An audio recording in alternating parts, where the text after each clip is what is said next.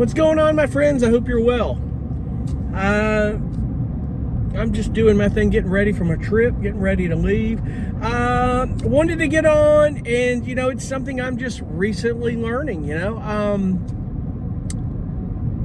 I've been on a lot of cruises, but this is the first cruise I've ever flown somewhere to get to that cruise. And you learn by experience. And this is something that I know. One thing I said in a cruise tip is this: never fly in to the day of the cruise of where you're going. In other words, if your cruise goes out of somewhere and you've got to fly to get there, never fly in there the morning of that cruise.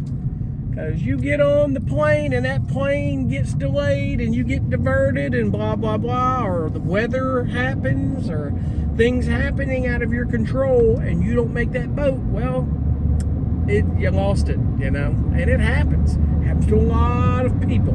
In lieu of what's going on right now, we got these fires in Los Angeles. Now, Los Angeles International Airport is operating normally, they say. But there is freezing temps and snow coming into Atlanta. I have to fly into Atlanta to switch planes. So here's a real valuable cruise tip for you. Along with, I said, put Apple AirTags in your bags. That's important. We'll talk about that in a second. Allow yourself a couple of days to fly in somewhere. Just hang out for a couple of days. Don't rush yourself. Give yourself a couple of days. In case you get diverted or delayed, you've got an extra day to get somewhere. Like if you're at a connecting airport and you can't get into one airport, but you're going to that airport, going somewhere else that you can get to, you can tell them, hey, like in this instance, I can say, divert me to Long Beach or divert me to San Diego, and I'll rent a car and I'll drop it off in Long Beach where I need to be. You've got options and you got time to do it.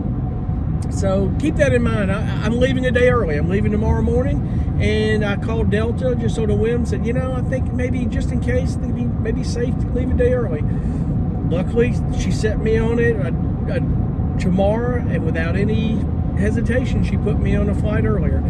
Next tip, as I said, get you some Apple AirTags or tiles for your Android phone or whatever is easy for you. The AirTags are amazing. Put them in your bag. It'll track your bags if they were to get lost, so they know where they're at. So that's very important to do that, especially with moving your bags around, or if it ends up missing or somebody were to swipe your bag, they can find out who did it.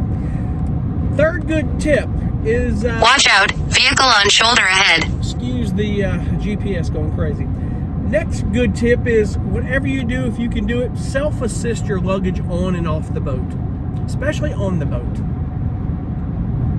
You pull up to these cruises and the porter wants to grab your bag and throw it in that little cage and it'll be on the boat. Yeah, we got you covered. I've seen where people's luggage didn't make that boat, folks. I'm just telling you, self-assist your luggage if you can do it. And self-assisted getting off, because it's easier to get off, and sometimes there's a delay in those baggage crates, cages getting off the ship, and you have to wait. Sometimes longer than you would at the airport. Just so you know, it could take longer. But keep those things in mind. It's very important. So I just want to jump on real quick on that, and I'm going to document this trip as much as I can, and we'll have a good time. And I appreciate you guys for watching. But that's a valuable cruise tip that probably a lot of people are or are not talking about. The specifics of when you should fly in and how early. I would allow yourself 2 days, folks. Not 1 day.